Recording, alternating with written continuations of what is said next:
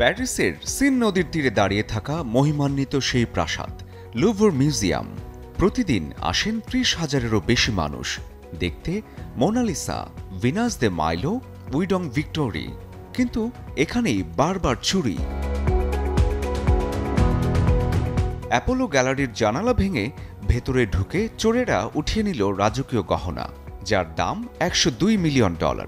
রানী Mary, আমেলি আর রানী হর্টেন্সের tiara, কানের দুল সবই উধাও। শুধু সম্রাজ্ঞী ইউজেনির মুকুটটা পড়েছিল বাইরে, সম্ভবত তাড়াহুড়োয় ফেলে গেছে চোরেরা। তবে লুভরে চুরি কিন্তু নতুন নয়। ১৯১১ সালে এখান থেকেই চুরি হয়েছিল মোনালিসা, দ্য ভিঞ্চির আঁকা সেই অমূল্য প্রতিকৃতি, যা নিজের কোটের ভেতর লুকিয়ে নিয়ে গিয়েছিল এক কর্মী।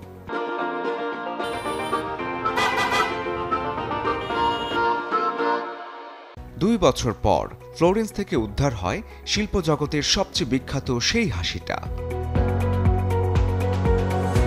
১৯৮৩ সালে হারায় রেনেসাঁ যুগের বর্ম, ফিরে আসে ৩৮ বছর পর। ফ্রান্সে এখন একের পর এক জাদুঘরে চুরি। ন্যাচারাল হিস্ট্রি মিউজিয়াম থেকে স্বর্ণ, লিমুস থেকে $1 মিলিয়ন থালাবাটি। ঠাট্টার সুরে অনেকে বলছেন ফ্রান্স এখন নিরাপদ নয়।